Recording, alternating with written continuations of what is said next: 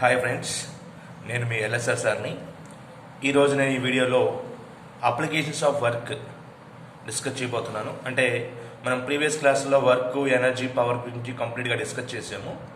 ఇప్పుడు 1 by 1 concept తీసుకొని అందులో ఉండేటువంటి అప్లికేషన్స్ మనం డిస్కస్ చేద్దాం.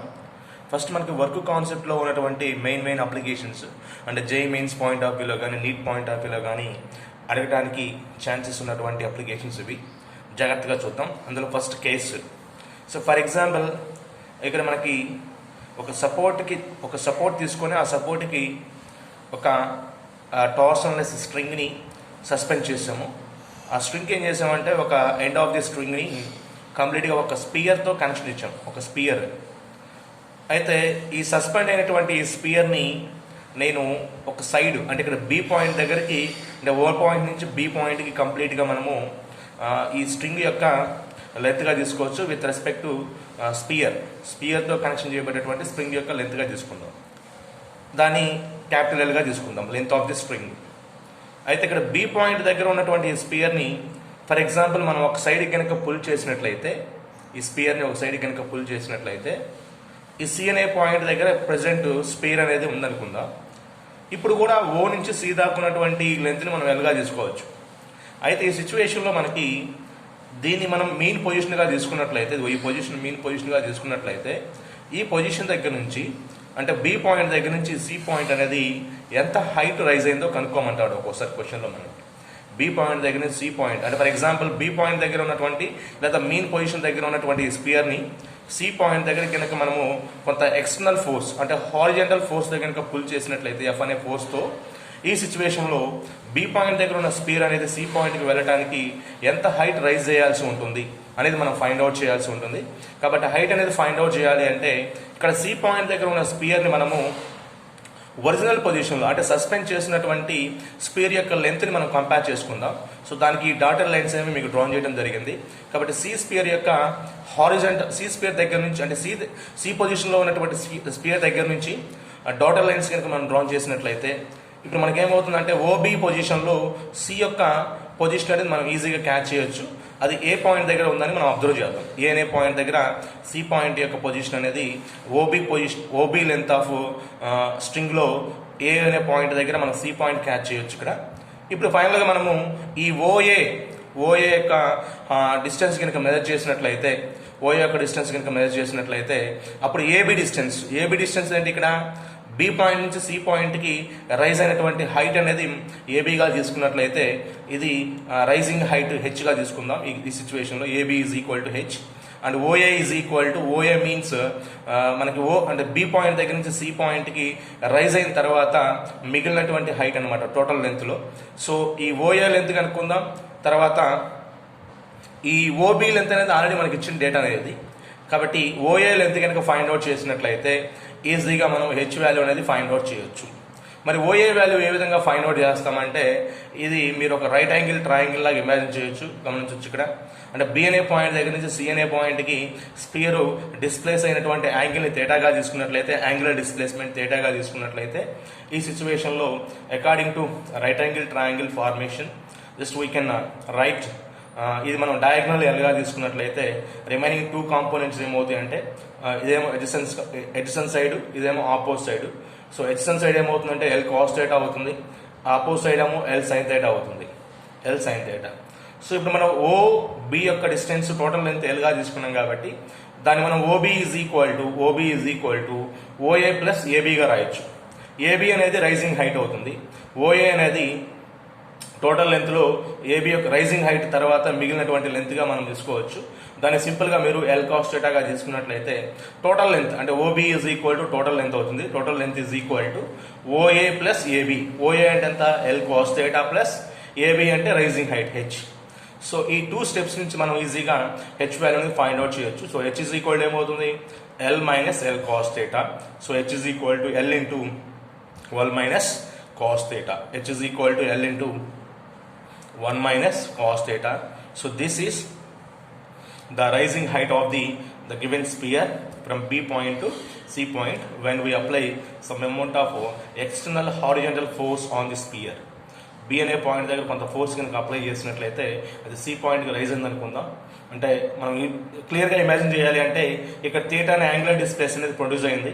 That's why this sphere can displaces by this height h is equal to L into 1 minus cos theta. అంటే మనకి ప్రాబ్లమ్స్లో ఫైండ్ అవుట్ చేసేటప్పుడు ఈ రైజింగ్ హైట్ అనేది ఫైండ్ అవుట్ చేయాలంటే ఇనీషియల్గా వాడు ఓ పాయింట్ నుంచి బి పాయింట్కి అంటే సస్పెండ్ చేసినటువంటి స్ట్రింగ్ యొక్క లెంత్ ఇస్తాడు ఎల్ వాల్యూ. ఆ తర్వాత బి పాయింట్ నుంచి సి పాయింట్కి కొంత ఫోర్స్తో అప్లై చేసినప్పుడు ఎంత అమౌంట్ ఆఫ్ డిస్ప్లేస్మెంట్ అనేది యాంగులర్ డిస్ప్లేస్మెంట్ అనేది ఈ స్పియర్ చేంజ్ అయిందో మనకి చెప్పడం జరుగుతుంది. సో ఆ 2 పాయింట్స్ బేస్ చేసుకుని ఇక్కడ మనము లెంత్ అనేది ఫైండ్ అవుట్ చేయాల్సి ఉంటుంది. సో నెక్స్ట్ అదేవిధంగా ఇక్కడ ఈ కేసులో మనం గమనించినట్లయితే రైజింగ్ హైట్ అనేది ఫైండ్ అవుట్ చేస్తాం మనం బి పాయింట్ నుంచి సి పాయింట్కి. ఇదే సిచ్యువేషన్లో మరి బి అనే పాయింట్ దగ్గర నుంచి సి అనే పాయింట్కి ఈ స్పియర్ అనేది డిస్ప్లేస్ అవ్వాలి అంటే హైట్ అనేది రైజ్ అవ్వాలి అంటే ఈ సిచ్యువేషన్లో మరి హైట్ రైజ్ అయింది అంటే ఈ సిచ్యువేషన్లో స్పియర్ ద్వారా కొంత అమౌంట్ ఆఫ్ వర్క్ అనేది జరిగినట్టుగా మనం ఫైండ్ అవుట్ చేయొచ్చు. మరి ఆ వర్క్ ఎంత ఫైండ్ అవుట్ చేయమంటూ ఉంటాడు. ఇదే కేసులో ఇంకో రకమైనటువంటి ప్రాబ్లం.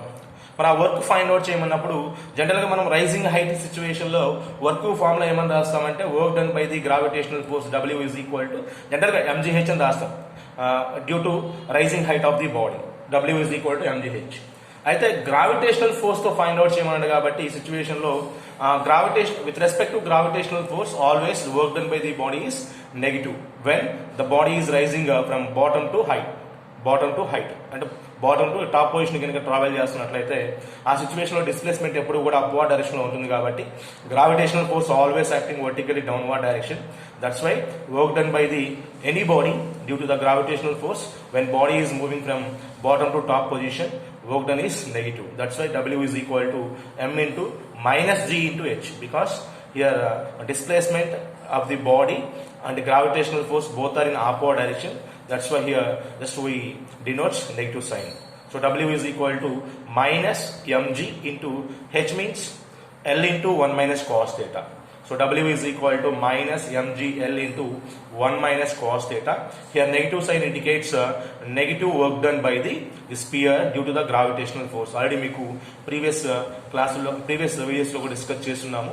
పాజిటివ్ వర్క్ అంటే ఏంటి, నెగిటివ్ వర్క్ అంటే ఏంటి, జీరో వర్క్ అంటే అని చెప్పేసి. అది కావాలంటే మీరు ఎల్ఎస్ఆర్ ఫిజిక్స్ ఛానల్లో ఫస్ట్ లెసన్ వర్క్ ఎనర్జీ పవర్లో ఉన్నటువంటి ఫస్ట్ లెసన్ కనుక చూసినట్లయితే మీకు క్లియర్గా ఉంటుంది. పాజిటివ్ వర్క్ గురించి, నెగిటివ్ వర్క్ గురించి, అదేవిధంగా జీరో వర్క్ గురించి. సో అప్పుడు మీకు క్లియర్గా అర్థమవుతుంది W is equal to minus ఎందుకు తీసుకున్నామని చెప్పి. W is equal to minus mgl into 1 minus cos theta. This is the work done by the sphere due to gravitational force. So అదేవిధంగా ఇంకో రకమైనటువంటి క్వశ్చన్ ఏ విధంగా అడగడానికి ఛాన్స్ ఉందంటే ఇదే క్వశ్చన్ మీద ఫర్ ఎగ్జాంపుల్ ఇక్కడ మనము స్పియర్ మీద F అనే హారిజాంటల్ ఫోర్స్ అప్లై చేస్తాం B అనే పాయింట్ దగ్గర. That's why this body is changes its position from B to C. So in this case due to this horizontal force ఎంత amount of work జరిగిందో find out చేయమంటూ ఉంటాడు. So work done by the horizontal force is equal to W is equal to how much force acting on this block, sphere F, and due to this the block is moving from A position to C position here. This distance is L sin theta.